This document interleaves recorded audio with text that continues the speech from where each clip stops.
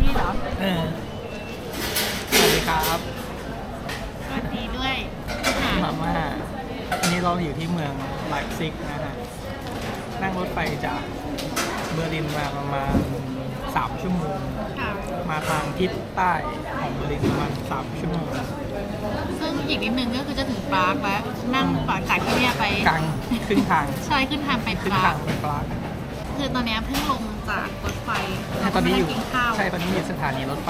กลางของเมืองนี้ไลป์ซิกเดี๋ยวกินข้าวก่อน ซึ่งฮารุฮารากว่าสถานีรถไฟกลางเบอร์ลินเยอะมาก คุณไหมมันเป็นร้านมาม่าคล้ายๆกับที่อังกฤษที่เราไปกัน ทดสอบว่าทุกคนได้ดูทุกคลิปหรือเปล่า โอเค เดี๋ยวกินมาม่าแล้วเดี๋ยวพาออกไปเดินเล่นในเมืองครับ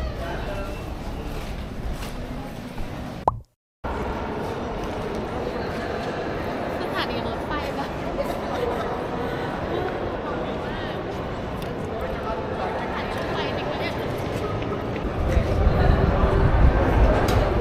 ว้ายแสบตาเย้ Welcome to Leipzig แสบตามาก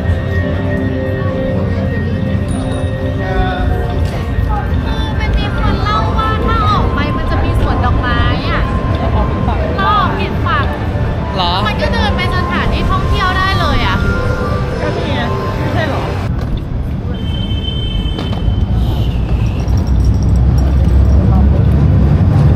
มาสุดๆเลยครับ วันนี้จะไปไหนก่อนจะพาพี่ไปที่ไหน จะพาไปใจกลางเมือง โอเค เราจะไปดูโบสถ์กัน ซึ่งมันเป็นโบสถ์ที่ เรารู้สึกว่ามันเขาเรียกอะไร มีความสัมพันธ์กับประวัติศาสตร์ที่เรารู้จัก ทำไม เลยจะพาป ทำไมโบสถ์ที่ดังๆ แต่ละที่ที่เราเคยไปต้องมีอยู่2 ชื่อ เซนต์นิโคตินกับนิโคลัสกับเซนต์อะไรนะนิโคตินกับบุหรี่เซนต์นิโคลัสกับเซนต์อะไรอีกอันหนึ่ง เซนต์พอล เซนต์พอลทำไม แต่วันนี้เราจะไป ระวัติศสตร์หมเล่าให้ฟังไหม นิโคลัสกับเซนต์โทมัส เซนต์โทมัสเซนต์นิโคติน ตอนแรกอ่ะ เราจะไปเดสเดนกัน เราไปเช็คราคามาแล้วว่า เดสเดนคือเมืองที่อยู่ข้างๆไลฟ์ซิก ใช่ มันเป็นเมืองที่มันมีเหมาะสำหรับการไปเดินป่าเดินเขาอะ ธรรมชาติมันสวยมาก แล้วมัน ใช่ ก็เป็นเมืองที่สงครามโลกครั้งที่ 2มันถูกทำลายหนักมาก แล้วเขาก็ส เมือง ร้าง นี้ก็โดนทำลาย ใช่ แต่ว่าเรามาที่นี่เพราะว่า เพราะว่าโรงแรมมันถูกค่ะ คือที่นั่นน่ะคือละหมื่น ใครมันจะไป ที่เธ จ่าย อต้องนำใจเก็บกลางแดดเนี่ยนะ ไม่แดด โอ้โหโคตรร้อนอะไอ้เก๊กกินไปเนี่ย อ่ะกลับมาที่ นี่ไงสวนดอกไม้ กลับมาที่นั้นก่อนก็คืออันนั้นนะคะเราหาคือถูกสุดมันก็ประมาณ 5,000เรารู้สึกว่ามันไม่คุ้ม 5,000นี่คือโรงแรมแบบขี้ โร กาก งแร เลย ม อะ ขี้กาก โรงแรมแบบ คืนนึง เซิร์ชก็คือซอสแล้วก็ซอสบายไพรส์เนี่ยก็คือโรงแรมแรกเลยถูกโรงแรมที่ห่วยที่สุดเลย เราก็เลยแบบงั้นเปลี่ยนไปไลฟ์ซิกแล้วโรงแรมดีมาก ราคา 2,000 2,200 บาทก็เลยมันนอนที่ 2,200นี่ได้แบบบัตเจ็ตโฮเทล ไม่ใช่โฮสเทลนะแบบมีห้องน้ำห้องส่วนตัวทุกอย่าง วิชอบมุมนี้เป็นตึกเก่า อ่ะทีเนี้ยไปเซิร์ชมาขอบคุณ ChatGPT เขาบอกว่าเมืองเนี้ยเป็นเมืองที่โด่งดังเรื่องขีปากวี เมืองเดสเดนว่าเมือง เนี่ย ไล ไล ฟ์ ฟ์ ซิ ซิ ก กเนี่ย คิดแต่กวีคืออะไร คือคนแต่งเพลงคลาสสิคอลมิวสิกเกิดขึ้นที่เมืองนี้ จริงเหรอ นี่ ดังนั้นถ้าเราไปร้านของฝากมันก็จะมีแบบส่วนใหญ่เป็นแบบโน้ตดนตรีโน้ตเพลงที่เป็นของฝาก โอเค คือบทแรกที่เราจะไปก็คือเซนต์โทมัส อืมแล้วก็เซนต์พอลใช่ปะหรือเซนต์นิโคลัส ที่นี่ไม่มีเซนต์พอลนี่พอลมาอยู่ เธอไม่ต้องนำทางเธอเดินตามฉันอย่างเดียวก็พอ ฉันเดินมั่วๆเลยฉันดูแผนที่มาหมดแล้วเธอนำทางก็หลงเฮ้ยฮานอยคือซีนแล้วตรงนี้เหมือนเราอยู่นิวยอร์กไทม์สแควร์เหมือนปะ นิวยอร์กตรงไหนวะเนี่ย ไม่เหมือนนะ ไม่เหมือน ดูตึกแบบใหญ่โอ้คนเยอะมาก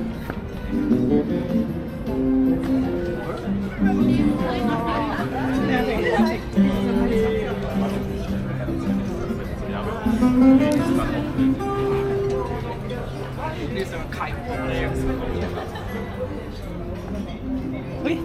สวยนะนี่ไงตรงหน้าเรานั่นไงมีโบสถ์อยู่เห็นปะ เซนต์นิโคลัสมีความสัมพันธ์ อันนี้เซนอะไร เซนต์นิโคลัสมันมีความสัมพันธ์กับประเทศเยอรมันมากเราถึงจะต้องมาว่าที่เนี่ยที่มันสำคัญอ่ะเพราะว่า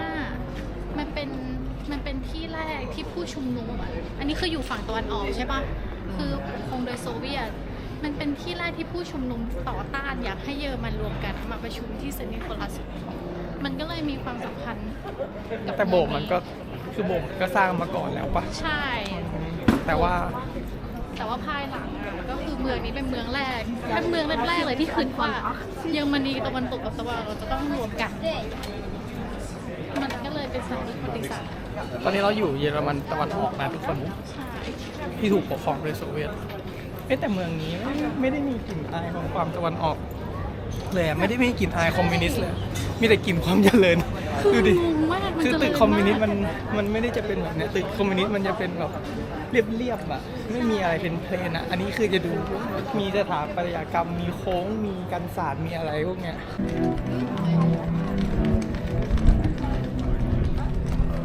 Oni da non faccio anche come tipo Basta.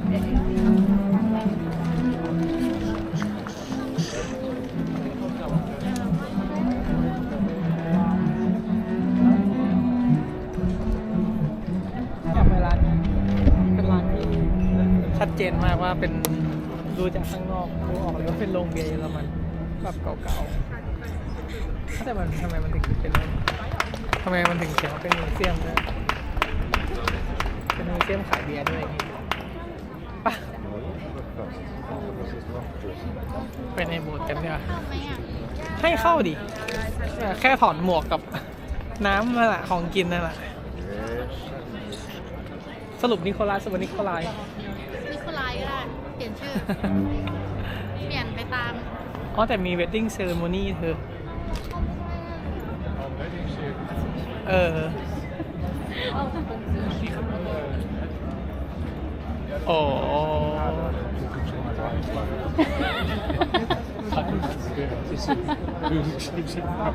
I wasn't talking to you. Sorry for that. Okay. เสียใจอ่ะ เขาบอกว่ามันมีงานแต่งงานเข้าไปดูไม่ได้ ต้องเป็นคนสำคัญแค่ไหนหรือว่าต้องจ่ายเงินแค่ไหนถึงจะจัดงานแต่งในโบสถ์สำคัญประจำเมืองอย่างนี้ได้อะแล้วก็ปิดไม่ให้นักท่องเที่ยวเข้าอ่ะ ไม่รู้ว่ามันต้อง ต้องเป็นระดับไหน จ่ายเงินะ แต่ว่า ต้องเป็นระดับไหนต้องเป็นแบบคริสตนะสักนคนคริสอะไรล่ะ คริสตศาสนิกชน ที่ดีมากไปอีกโบสถ์หนึ่งดีป่ะมันอยู่ติดกัน ปะ อีกโบสถ์คือ โทมัส โทมัสน้องจ่ายไหม ไม่อะค่ะ ตอนที่บอกตอนทำงานแล้วบอกว่าเขานับถือพุทธค่ะก็แบบโอเคงั้นภาษีไม่ต้องเสีย เขาถามลักษณะอะไรเหรอเขาไม่ได้ถาม เขาถาม ของพี่เขาไม่ได้ถามเขาบอกว่าจะจ่าย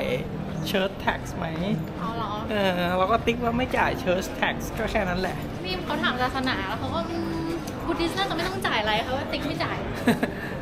แต่ถ้าจ่ายเชิร์ชแท็กซ์ก็จะมาแต่งงานในเชิร์ชอย่างนี้ได้เหรอ ใช่ โอ้โห แต่ไม่รู้ว่าจะได้แบบกลางเมืองขนาดนี้ไหมแต่ว่าแต่งงานในโบสถ์ได้ ต้องเป็นคนแบบคนใหญ่คนโตอ่ะเฮ้ย มีคนเดินพาเลทอ่ะ ตัวนี้เหมือน เฮ้ยอยากไปดูอ่ะ ตรงนี้เหมือนเมืองอะไรวะเหมือนปาร์คในโซนดาวเทาในปาร์ค ตรงนี้ อะ เหมือนมิวนิกพอ เขาทำอะไรกัน อยากดูอ่ะ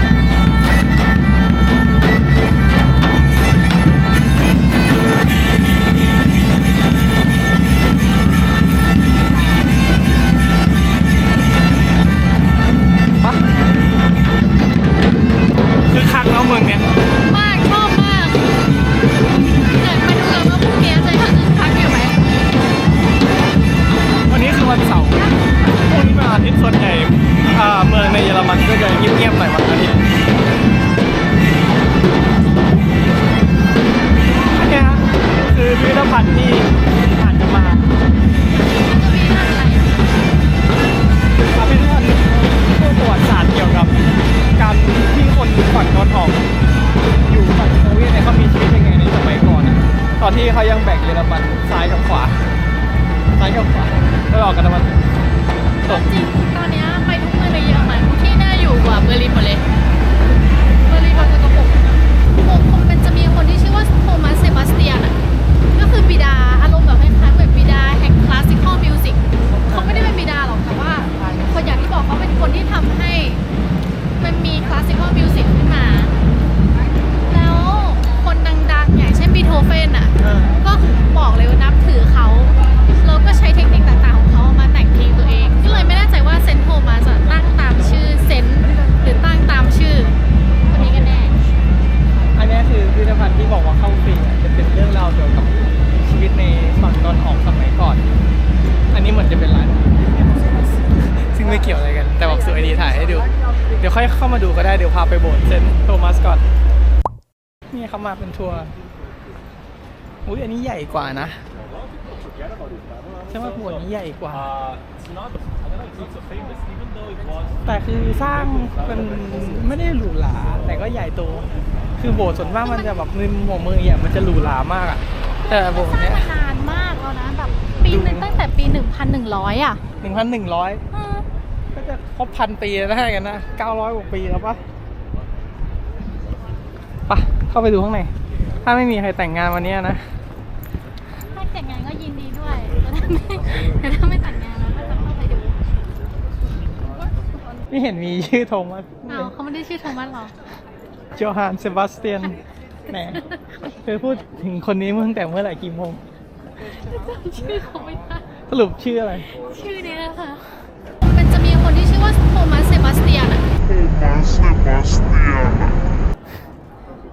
ชื่อโจฮัน โจฮัน มั่วตลอดเลยอะอ่ะ ระดับสุดนะ แต่โบสถ์จะชื่อเซนต์โทมัสใช่ปะแต่คนที่แบบเป็นไอ้นักดนตรีที่น้องบอกคือ ชื่อโจฮัน ใช่ โอเค ขอโทษนะทุกคน โอ้ยแสบตาโอ้โห เดี๋ยวพี่แพนไปแก้ในซับไตเติลให้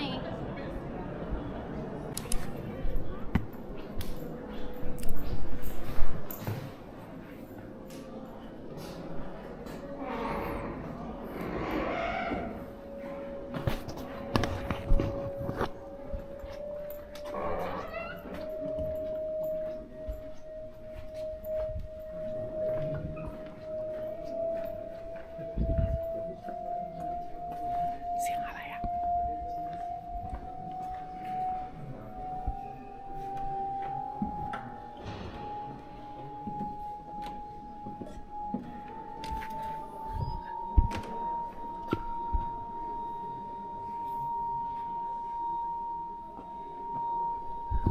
งอะไรอะเสียงอะไร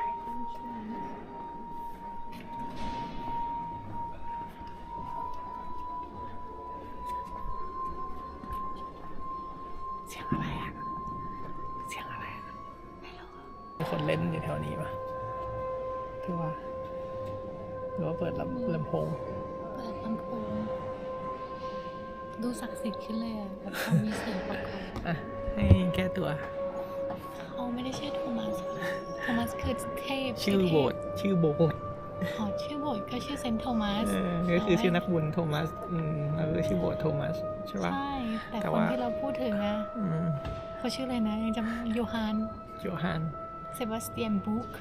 อันนี้ถูกมั่นใจ B A C H B U C H U C H B A C H B U C H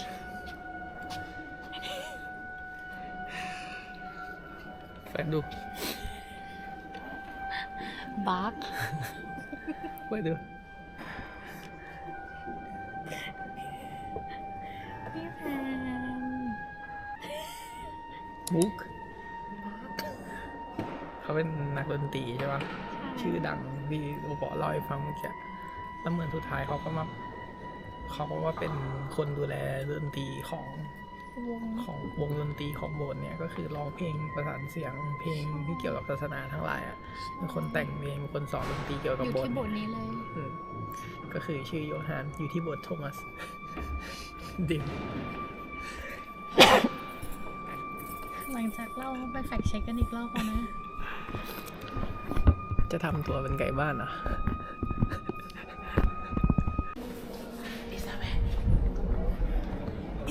แดดแรงมาก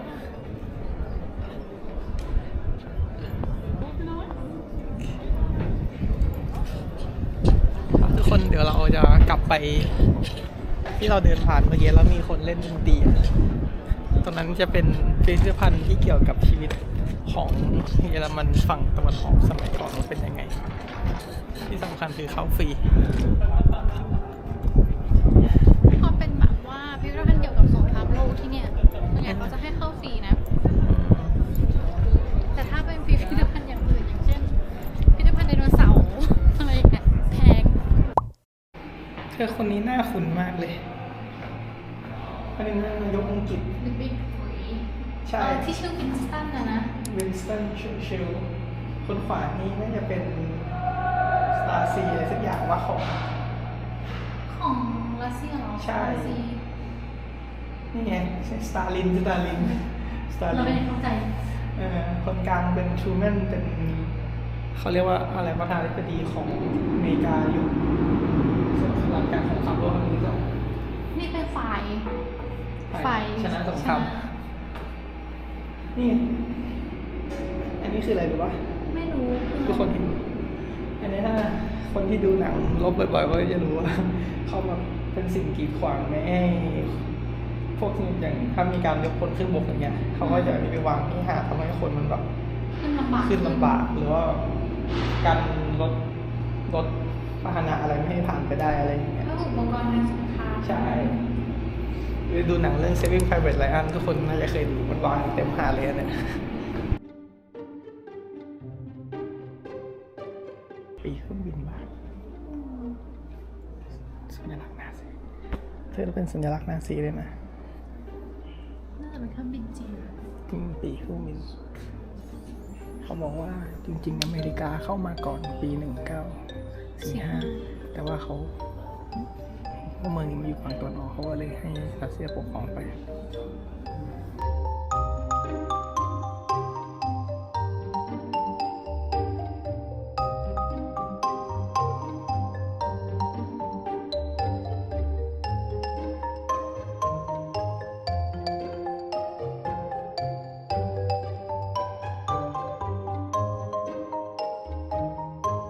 เมื่อกี้เราไปดู presentation เกี่ยวกับ border ที่แบ่งระหว่างเยอรมันตะวันออกกับตะวันตก ทุกคนก็รู้กันแล้วว่ามันจะมีกำแพงกั้นใช่ปะพี่ก็เคยคิดเหมือนกันว่ามันตั้ง 1,300 กว่ากิโลหมายถึงว่าเส้นแบ่งระหว่างตะวันออกกับตะวันตกอะแล้วมันจะกั้นคนได้แบบได้ขนาดนั้นเลยเหรออะไรเงี้ยก็ไปดู presentation มาเมื่อกี้ก็ใน 1,300 กิโลเนี่ยมันจะมีนอกจากมันไม่ได้มีกำแพงชั้นเดียวตั้งโดดๆนะมันจะมี5ชั้น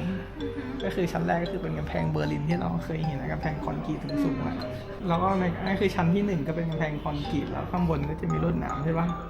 พอผ่านชั้นที่1ไปได้ชั้นที่2จะเป็นกำแพงที่มันเป็นกำแพงลวดหนามเฉยๆที่ไม่ได้เป็นคอนกรีตอะแต่กำแพงลวดหนามเนี่ยมันจะมีอะไรพิเศษอยู่2อย่างคืออย่างแรกบางครั้งมันจะมีหมาหรือไม่ก็ถ้าช่วงโซนไหนยังไม่มีหมามันจะไอ้กำแพงเนี้ยถ้าเกิดอะไรขึ้นกับลวดหนามเนี่ยลวดหนามขาดหรืออะไรเงี้ยถ้ามีคนพยายามที่จะข้ามไปเนี่ยมันจะส่งสัญญาณไปยังหอคอยซึ่งมันจะมีทุกๆประมาณ5กิโลประมาณเนี้ยหอคอยแล้วก็ทหารก็จะรู้ว่าตัวนี้มีคนพยายามจะหนีในขั้นที่2พอผ่านลวดหนามไปได้แล้วสัญญาณดังปุ๊บมันก็จะเป็นทุ่งหญ้ากว้างๆเราต้องวิ่งข้ามไปเป็นทุ่งหญ้าโล่งๆอ่ะไอ้ทุ่งหญ้าโล่งๆนั้นก็จะมีกับดักเป็นระเบิดช่วงไหนไม่มีระเบิดก็จะมีแฟร์ก็คือเป็นพลุสีเหลืองคือตอนแรกอ่ะเหมือนว่าถ้าเราวิ่งไปปุ๊บเขาจะไปสะดุดเขาจะเป็นกับดักเขาเรียกว่าลวดอ่ะลวดมันพอมันไปสะดุดลวดปุ๊บมันก็แฟร์มันก็จะยิงไปบนฟ้าเป็นพลุอ่ะเป็นสีเหลืองเพื่อให้รู้ว่าตรงนี้มีคนหลบหนีนะเขาก็จะเห็นว่าคนอยู่ตรงนี้พลุสีเหลืองคือถ้ารอดหลุมระเบิดไปได้เนี่ยก็จะไปเจอพลุสีแดงยามก็จะรู้ว่าเนี้ยใกล้สีแดงคือใกล้ไปได้แล้วนะมึงอะไรเงี้ยสีเหลืองมันแบบเพิ่งมาแล้วพอผ่านไอเนี้ยไปได้ปุ๊บก็จะเจอไอที่น้องเห็นเมื่อกี้ไอที่กากบาทอะไอที่กันรถอะเขาเรียกว่า anti vehicle obstacle อะไรสักอย่างหนึ่งอะก็คือก็ยังงงอยู่ว่าเขาคงกลัวมีคนขับรถทะลุกำแพงเหรอ เพราะว่าถ้าคนอ่ะมัน กระโดดข้ามหรือมันผ่านได้สบายๆอยู่แล้วใช่ปะ ใช่ก็อันนี้เขาน่าจะแบบอาจจะมีคนขับรถทะลุกำแพงแบบ แบ ถ้า บข ผ่าน โมยรถแล้วก็หนี ใช่กำแพงลวดหนามอีกชั้นหนึ่ง อืม และกำแพงลวดหนามชั้นเนี้ยจะพิเศษกว่าชาวบ้านคือเมื่อกี้เห็นว่าตอนจบอะจะมีปืน ก็คือตอนเนี้ยถ้า ปืนมันยิงเองได้ คื ใช่ อ ปะ ใช่ยิงเองได้ก็คือปืนออโต้ แล้วถ้าแบบไปดึงเชือกแล้วปืนมันก็จะยิงแล้วก็ผ่านปืนกำแพงรถหนามปืนนี้ไม่ได้ก็เป็นกำแพงคอนกรีตครั้งสุดท้ายแล้วข้ามไปถึงจะไปโผล่ฝั่งตะวันตก คุณรถคันนี้ปะ บนนักโทษ ใช่ ทุกคนเราเคยเห็นรถคันนี้ในพิพิธภัณฑ์นาซีก่อนหน้านี้ละก็คือเข้าไปข้างในนักโทษจะไม่เห็นว่าตอนนี้ตัวเองอยู่ที่ไหน ใช่ แล้วเขาก็จะเหมือนกับเวลาจะขนย้ายนักโทษจากตรงนี้ไปตรงเนี้ย แล้วเขาก็ขับเอาไปขึ้นในรถแล้วเขาขับไปวนมาวนแล้วก็เอาลงจริงๆมันย้ายไปตึกข้างๆกัน แต่นักโทษไม่รู้เพราะเขาโดนขังอยู่ข้างใน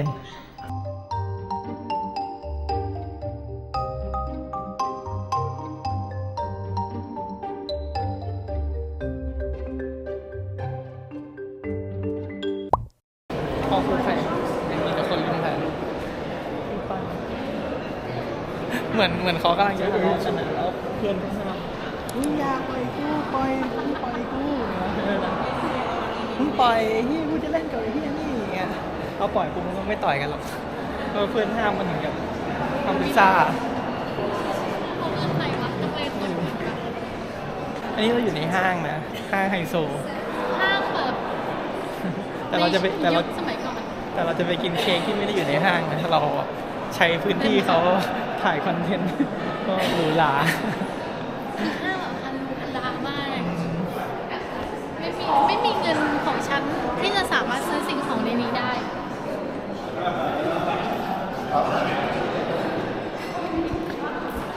ไปเดี๋ยวแพลนวันเนี้ยเดี๋ยวที่จะออกมาจากพิพิธภัณฑ์เมื่อกี้เราแพลนวันนี้ของเราคือไปโมนูเมนต์ต่อใช่ปะก็เป็นเมืองอย่างที่โอปอเล่าให้ฟังเมืองเนี้ยไลฟ์ซิกก็จะมีความสำคัญคือในปี 1,800 ต้นๆน่ะสมัยนโปเลียนคือเขาเคยมาแพ้สงครามที่นี่ ใช่ ก็เคยมีคน 600,000 กว่าคนรบกันที่บริเวณเมืองนี้ แล้วก็นาโปลีก็แพ้ก็เป็นแบบจุดเริ่มต้นของยุคตกต่ำของนาโปลีเนาะจนสุดท้ายก็ต้องแบบโดนเนรเทศไปตายอยู่ที่เกาะในเกาะอะไรสักอย่างเคยดู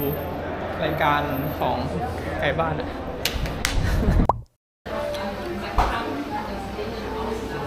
มันต้องคนเหรออร่อยไหม ไม่หวานเลย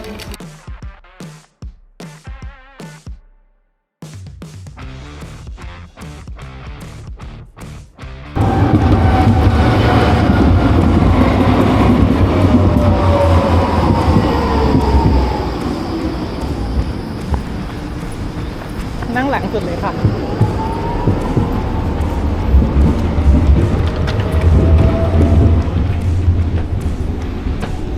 หมือนขี้ม้าเลยอ่ะ อะไรวะ เหมือนขี้ม้าเลย เหม็นอะไรแคมป์เหรอ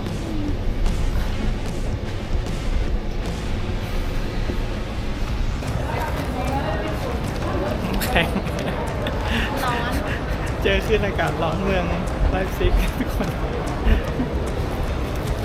เย็นฉันว่าวันนี้มันน่าจะแตะ30นะหรือว่าวะ คำว่า33ไม่ถึงอ่ะถ้า30ก็น่าจะร้อนกว่านี้ แต่มันยังไม่ร้อนเท่าที่ไทยที่แบบ 32 พูดร้อน เราขอเข้าโรงแรมซัดน้ำเย็นๆแล้วเดี๋ยวค่อยออกไปเที่ยวนะทุกคนโดยเย็นเนี่ยเราอยากไปกินเบียร์ที่เบียร์การ์เด้นมากๆทริปของเรานี้ไม่มีการกินเบียร์ไม่ได้เนาะอีกแล้วดู แต่ตั้งแต่มาเที่ยวที่นี่เรายังไม่ได้เสียค่าเที่ยวเลย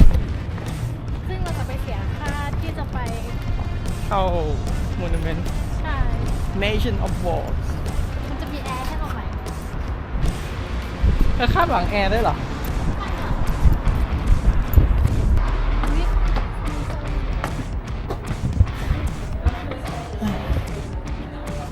โรงแรมชิลมากด้วยชิคมากชั้น 1ค่ะ ช่อันนี้ เราอยู่ใต้ดินเหรอ ชั้นหนึ่งอันนี้คือ exit building อยู่เยอรมันมากี่ปีเขาเริ่มจากชั้น E ก่อนแล้วค่อยไปหนึ่ง Ich weiß nicht อ่า Ich weiß mir nicht คืออะไร I don't know any เขาน่าจะเอาตึกเก่า มารีโนเวทเป็นโรงแรม นี่ห้องนี้ 1 2 3เรามาดูกันว่าอุปกรณ์จะเปิดประตูห้องนี้ได้ไหม จากที่อังกฤษเปิดไม่ได้ข้างๆมันแจว่าจะเปิดไม่ได้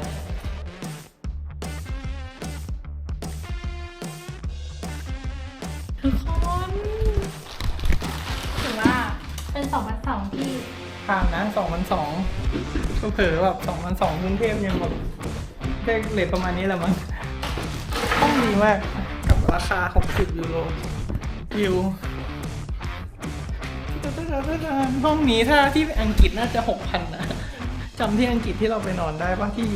ที่ลอนดอนนะห้องงูห้องนั้นนะ5,000 โอเคทุกคนเดี๋ยวเราพักผ่อนก่อนเจอกันอีกทีตอนเย็นที่เราออกไปเที่ยวข้างนอกแล้วก็กินเบียร์กัน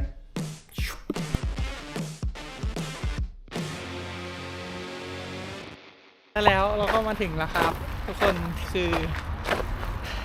อนุสรณ์สงครามนโปเลียนใช่ไหม อย่า Battle of Nations แต่สภาพแต่ละคน คือมันอากาศร้อนมาก คือเบอร์ลินยังไม่ได้ร้อน 9 โมงเย็นแล้ว เบอร์ลินไม่ได้ร้อนขนาดนี้นะ เบอร์ลิน20 เนาะ ใช่ 20 ต้นๆเองด้วยซ้ำอ่ะบางวันยังแบบเย็นๆเลยอะ แล้วเบอร์ลินมีต้นไม้ทุกที่ ต้นดูให้ใหญ่มากทุกคนลองดู ไม่ได้คิดว่ามันจะใหญ่ขนาดนั้น ใช่ ข้างในมันจะเป็นพิพิธภัณฑ์ด้วยใช่ปะ แล้วก็ มีหลุมศพด้วยใช่ไหมที่น้องบอก คือตอนนี้มันอยู่อียิปต์ ใช่ดูมันเหมือนนะ ทุกคนมันเหมือนนะ ซึ่งมันไม่ เหมือน ยุโรปอ่ะ เล่าให้ทุกคนฟังอีกรอบเผื่อตัดท่อนเมื่อเช้าทิ้ง ลืม คือที่นี่เป็นอนุสรณ์สงครามนโปเลียนเนาะ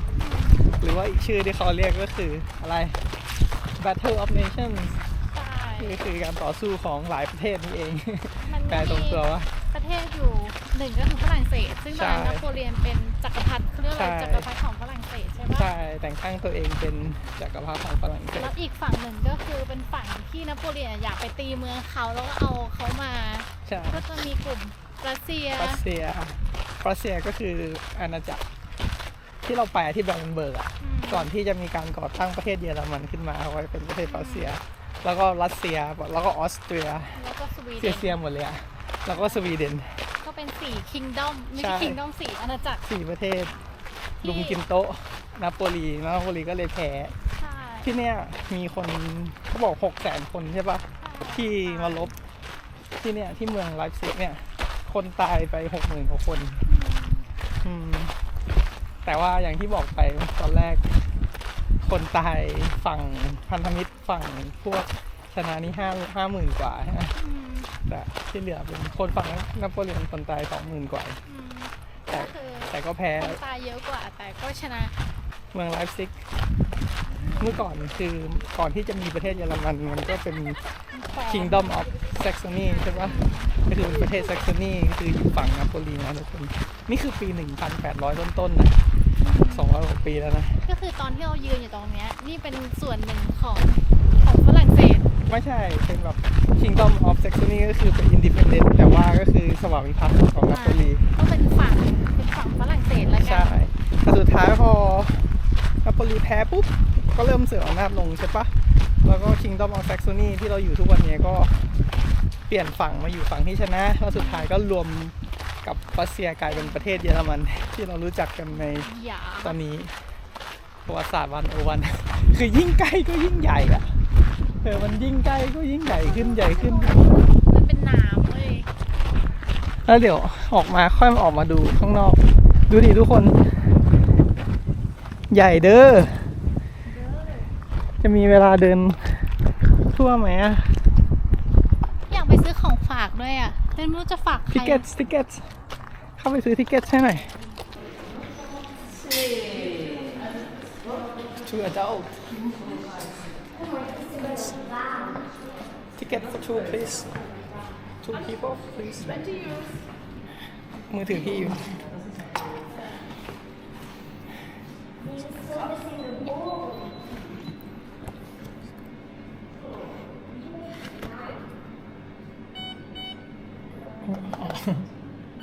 Okay. How many more hours do I have? Like, when does it close? 6 o'clock. กี่โมงแล้วอ่ะ No. 1 hour and 20 minutes. มีเวลา1 ชั่วโมง 20 นาที แล้วเราต้องขึ้นไปทีละยอดทีละยอด Dankeschön. ดังกันชิวส์ ทุกคนเวลามีน้อยมาก เขาปิด6 โมง แล้ว เพราะ มัน มันใหญ่มาก มันเหมือนเจ ดูแผน ดี ที่ ย์อะ เมื่อกี้ทุกคนเห็นแผนที่แล้วใช่ปะอ่ะ พี่แมนจะทิ้งน้ำแข็งแล้วทิ้งน้ำ เดี๋ยวไปทิ้งต้นไม้สิคะอ่ะถือ แล้วนี่เวลา5 โมงเย็นนะทุกคน นี่คือ5 โมงเย็น คือ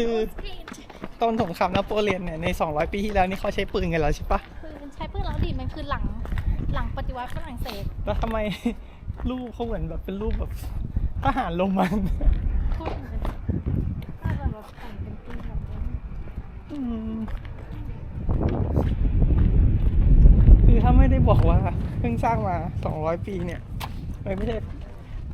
เป็นสงครามเมื่อ 200 ปีที่แล้วนี่ก็นึกว่าแบบสมัยอียิปต์ แต่เท่นะน่าจะเห็นพิพิธภัณฑ์ที่นี่เป็นแบบนี้ ใหญ่มากไม่ได้ expect ว่ามันจะใหญ่ข War นาด is นี้ ticket มีแค่ใบเดียวเหรอ ใบเดียว ticket for two เชิญ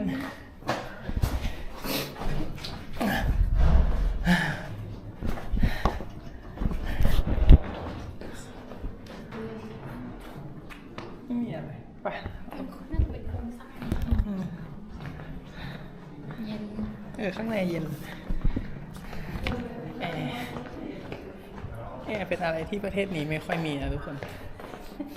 เป็นแรไอเทมบ้านใครมีคือรวยมาก แบบหายากมากบนรถไฟบนรถเมล์รถบัสอะไรพวกนี้ก็ ถ้าเขาเปิดนี่ถือว่าวันนั้นแบบโชคดีมากโอกาสน้อยกว่าถูกหวยเลขท้าย2 ตัว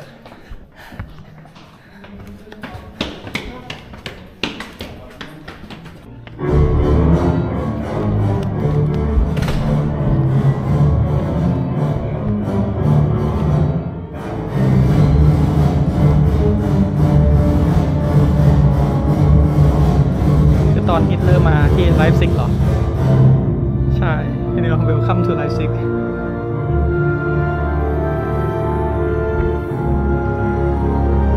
นั่ง เคยมาด้วย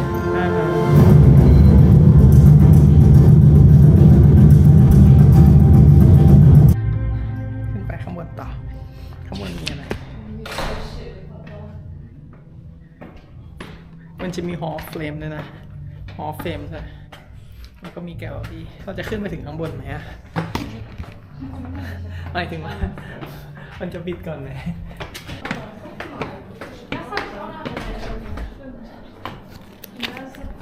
ไหนอะมีอะไรยังไม่เห็นมีอะไรเลยทุกวันนี้ เจอแต่บันไดกับลิฟต์ทุกคนตอนเนี้ย อยากให้20 ยูโร โอเคได้ยินเสียงผู้คนปะ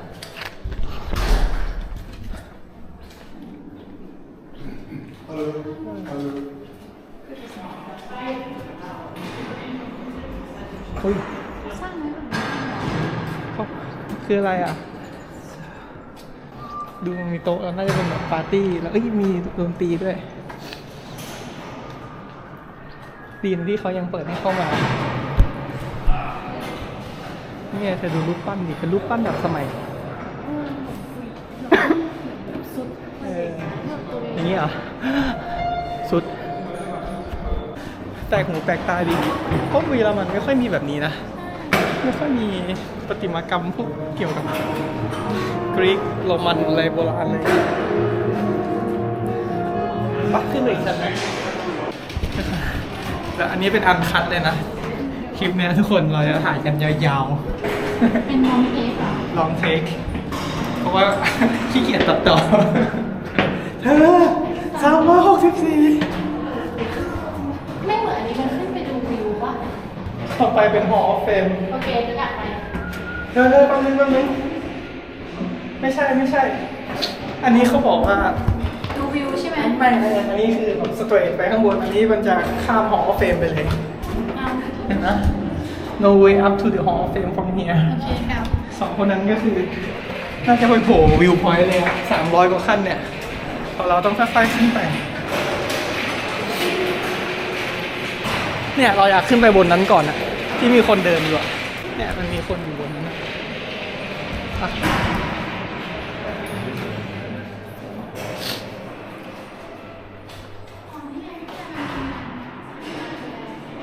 เหรอ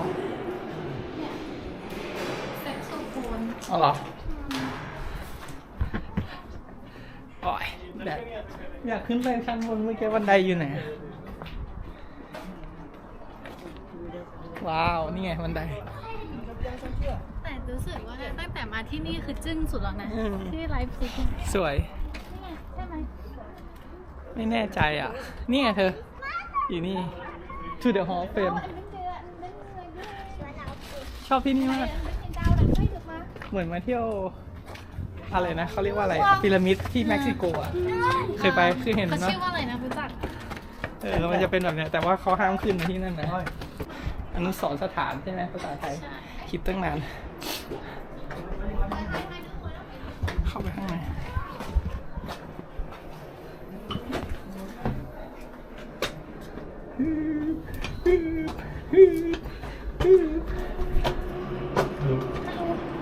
โอ้ทิเก็ต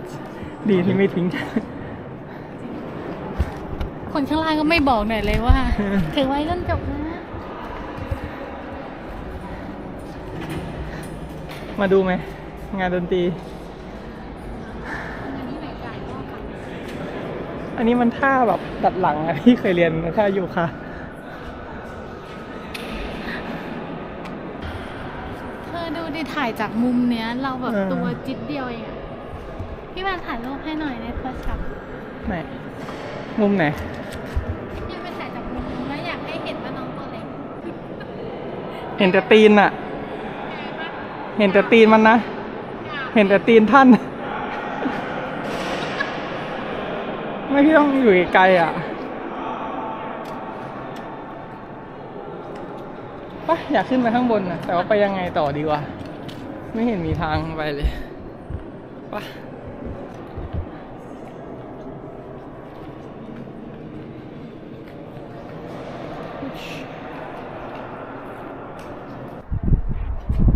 จะอยู่ที่นี่จนพระอาทิตย์ตกดิน ใช่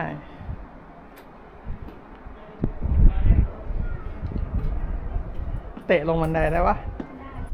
ทำไมต้องสร้างใหญ่เกินเบอร์ขนาดนี้เนาะ มันยิ่งใหญ่มากเลยอะ คือเขาบอกว่าอันเนี้ยสงครามมันใหญ่มากจนมันเกือบนับเป็นสงครามโลกได้ แต่ที่มันไม่นับอ่ะ มันไม่ได้ มันไม่มีเอเชียมันอยู่ในนี้ ไม่ได้ เขาเลยไม่นับเป็นสง แค่ คราม ขยายไปทั่วโลกใช่ไหม ใช่ มันจะเป็นสงครามโลก วนกลับมาที่เดิมอีกแล้วกำลังหาทางขึ้นไป เนี่ยเจอแล้วไม่มีลิฟต์ตรงเนี้ย อันนี้คือใครนะโปเลียนอะ นโปเลียนนี่คือท่าแบบท่าฮิตของเขาเลย แต่ว่าเขาบอกว่าบางคนก็คิดว่ามันเป็นเพราะว่าเขาอะแบบปิดไว้ว่าเขากลัวว่าเขาอายเป็นโลกนี้แต่อีกบางคนก็เขียนว่ามันคือท่าสำรวมของแบบจักรพรรดิสมัยก่อนเลยที่เราต้องเอาไปเข้าร อคิวขึ้น คนกลัวความสูงต้องแบบ ก็คือฉันนี่เอง เธอไปนั่งเขานะเขาอาจจะลบอยู่ในฟิลนี้บ้างเพราะว่านี้มันน่าจะเป็นสนามหญ้าแต่ก่อน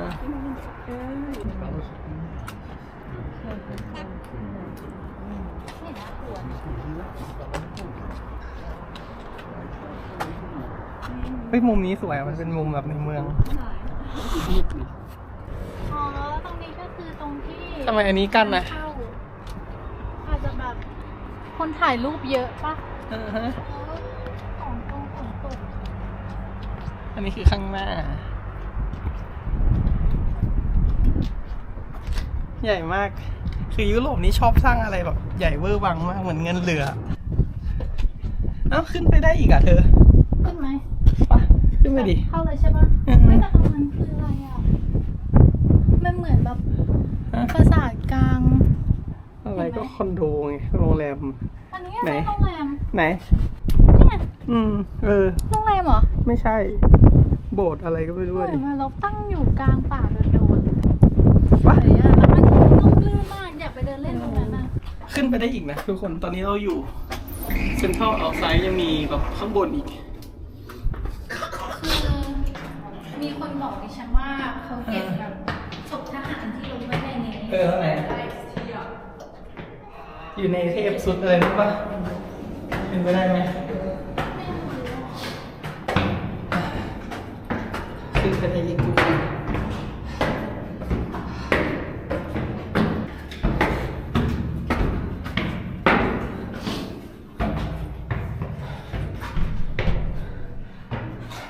โดนขัง อีก100ในครึ่งทางเขาดูแผนที่หน่อยดิอยู่ที่พี่เหรอทิ้งแล้วเอาอีกนี่ตอนนี้เราอยู่ เมื่อกี้ที่เราไปมาเขาเรียกว่า Central Outside Galleries ตอนนี้เราจะไป Father's Cupola คืออะไรไม่รู้ แล้วมันมีท็อปวิวด้วยนะ คือแบบจุดชมวิวที่สูงที่สุดอะแต่ซึ่งแบบมันต้องน่ากลัวมากแน่ๆเลยอะเจอทำไมเขาใช้ไฟแดงอะไม่ให้เราขึ้นหรอ ใช่ปะเขาปิดแล้วเหรอ มันก็เปิดอยู่นะ อ๋อมันมีคนมา เขาก็แบบให้รออย่างงี้ปะมีไฟแดง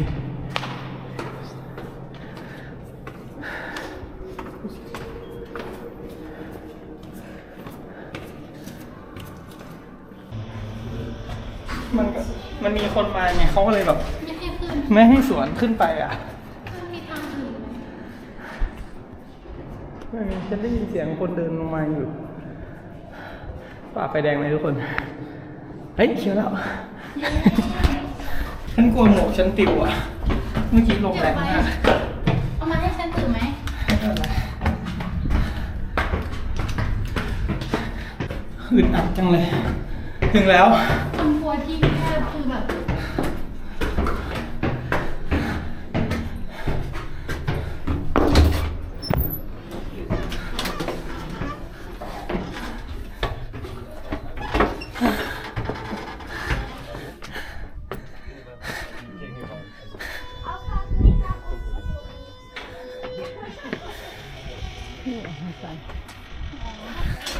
อันนี้คือแค่นั่งพักเหรอ ถ่ายให้หน่อยนี่ ให้ฉันเสี่ยงชีวิตเหรอ นั่งพักก่อน ก็ไม่เห็นตายกับวิวเลย สูงขึ้นไงทุกคนพอละไลฟ์ซิก เดี๋ยวไปหาร้านเบียร์นั่งกินเบียร์กินข้าว แล้วก็เข้าโรงแรมนอนแล้วเนาะ ใช่ พรุ่งนี้ยังอีกยาวไกลพรุ่งนี้เราจะพาทุกคนไปเทรคกิ้งไม่บอกชื่อ เอา จะพาไปเดินป่า จะพาไปเทรคกิ้ง100 ปี100 ปีหลังจากสงครามที่ว่าอาจจะสร้างแบบเพื่อรำลึกครบ100 ปีอ่ะ อืม คือช่วงก่อนสงครามโลกครั้งที่ อืม 1สงครามโลกที่2จบปี1945นะถ้าจำไม่ผิด ใช่ อันนี้ช่วงก่อนสงครามโลกครั้งที่1ก็คือประมาณ100 ปีหลังจากสงครามจบน่าจะสร้างเพื่อรำลึก100 ปีเธอนี่ไงเธอมานี่ดินี่ไงที่เธอถามมาว่ามันคืออะไรปราสาทเนี่ยเนี่ยลองเซิร์ชสิเผื่อมันสวยเราจะอาจจะไป ครีม คีมาโทเรียมคือมันใกล้ได้ไงเราอาจจะเดินไปเลยก็ได้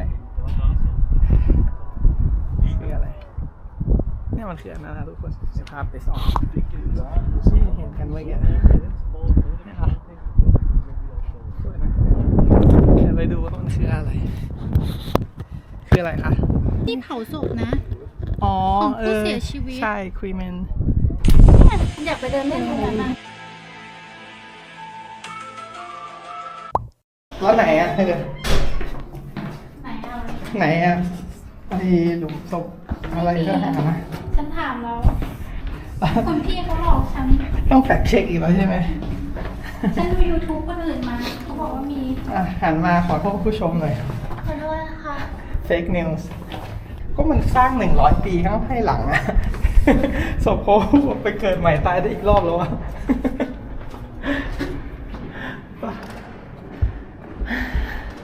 ลงลิฟต์เนาะ เร็วกว่าเรา ฉัน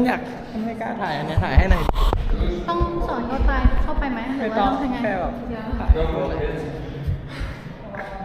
นี่เหรอ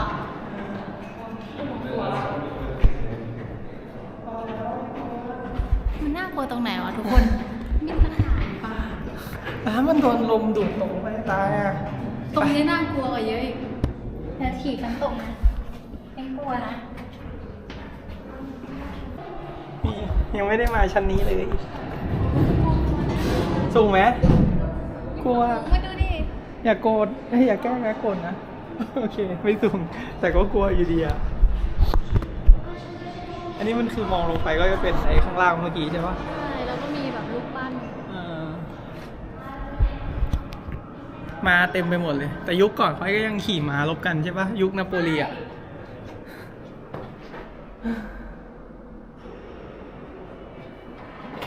เฮ้ย กระจก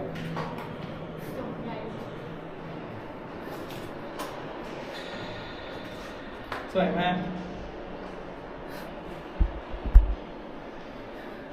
อันนี้น่าจะเป็นแทงน้ำเหรอ หรือว่า เห็นปะหรือว่าลงเก็บข้าวหรือว่าแทงน้ำหรือว่าอะไรป้องปราการ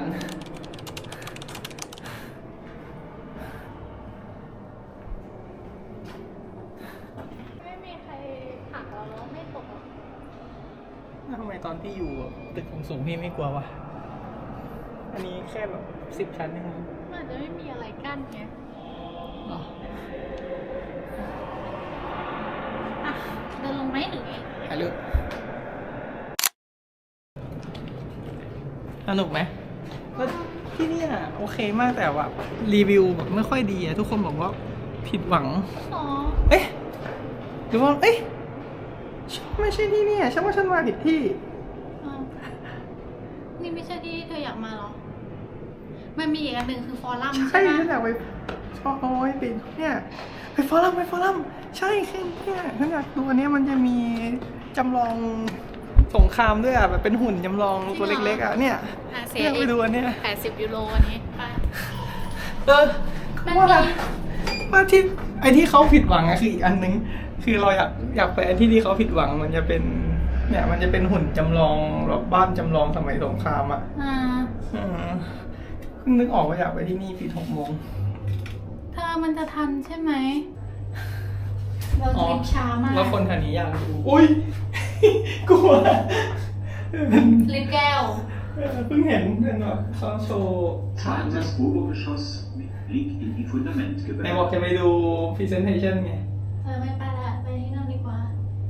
โอ้แข็งแกร่งมาก จริง ลมพัดหิมะตกยังไงก็ไม่ลมอ่ะ Informationsebene. เพราะอยู่มาเป็น100 ปีแล้ว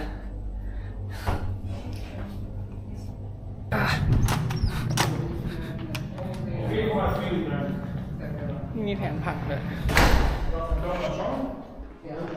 เมื่อกี้เราไปบนสุดนู้นอ่ะ รีบไปให้เขาปิดก่อน อยากไปดู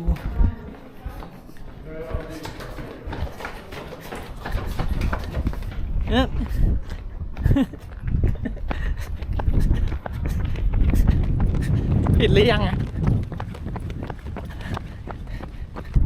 ไม่มีคนเลย เสียเงินอีกหรือวะถ้าเสียก็ไม่เข้าแล้วนะ10 ยูโรอย่างเงี้ยลองเทียบกับอันนี้10 ยูโรกับอันเนี้ย10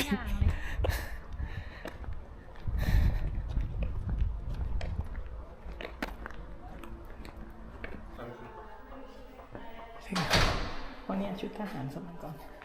นี่ชุดนาโปเลียนเขาหมวกฉันเป็นหมวกเขาเลยตอนนี้ เหมือนตรงไหน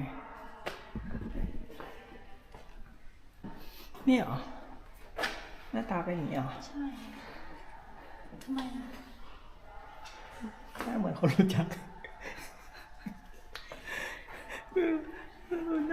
เป็นนั้นเหมือนเธอเลย นี่คือเมียน้ำปลีอ่ะเงี้ยหน้าเป็นนั้นเหมือนกันนี่แหละฉันอยากมาดู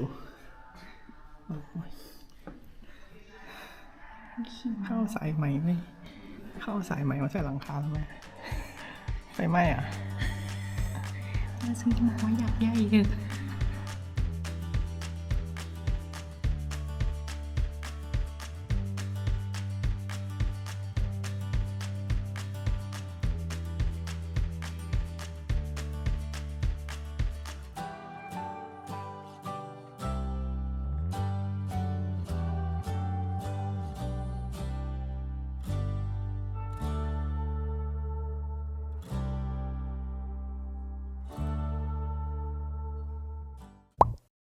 มีดนตรีด้วย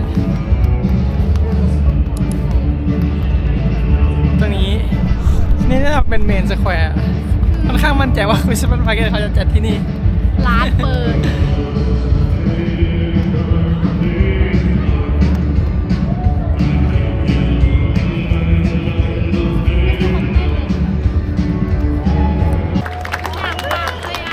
เอาดิเดี๋ยวไปซื้อเบียร์แล้วกลับมาที่นี่ นั่งรอตรงนี้ สรุปไม่ได้กลับโรงแรมใช่ไหมได้ย่านนี้แบบดาวเทาวมากไฮโซโบราณปิดไม่เป็นไรเดี๋ยวมีมินิมาร์ทแถวนี้ไหมไม่กินก็ได้ไปดีฟังเพลงเงี้ยเฉยถือว่าเก็บแรงเพราะพรุ่งนี้คิดว่าเราต้องเดินขึ้นเขา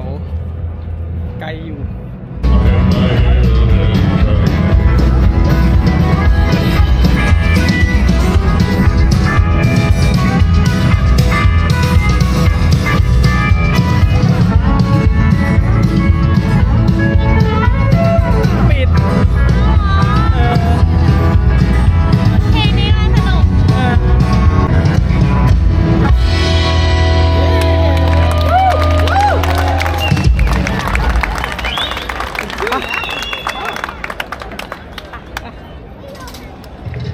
Wir haben noch ein kleines Lied mitgebracht,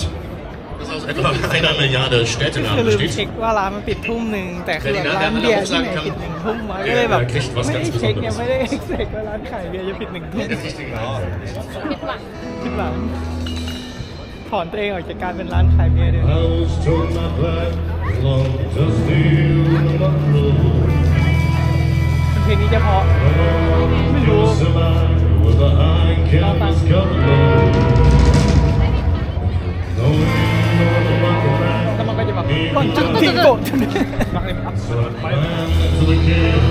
and settled inside.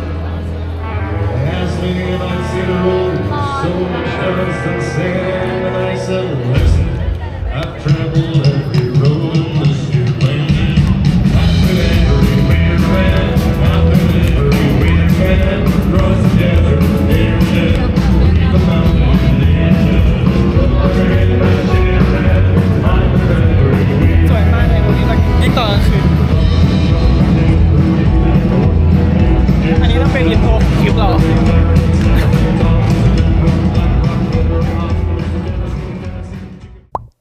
ล้วทุกคนเดี๋ยวเราขึ้นไปนอนละพรุ่งนี้เจอกันไปเวสต์เลนพรุ่งนี้เจอกันที่สถานีรถไฟตอนเช้า 6 โมงเช้า ตื่น6 โมงออกบ้าน7 โมงเราจะพาทุกคนไปขึ้นภูเขากันจากนั้นก็กลับเบอร์ลินพรุ่งนี้ก็จะเป็นอีก1 วันที่เหนื่อยเพราะฉะนั้นเรารีบพักเอาแรงเดียว ไปเจอกันพรุ่งนี้ค่ะ บาย ไป เขาดูบอลกันดิยิงอะไรใส่กันแต่บอลเยอรมันแน่นอน